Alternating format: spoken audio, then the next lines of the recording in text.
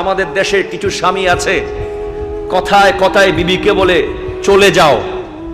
একজন নারী যখন আপনার পরিবারে আসে বিয়ের মাধ্যমে, আকদের মাধ্যমে, কালিমা পড়ে, তার গোটা জিন্দেগির শৈশব, তার প্রতিটা মুহূর্ত বাবা মার সাথে কাটানো সব সে কোরবানি দিয়ে চলে আসে।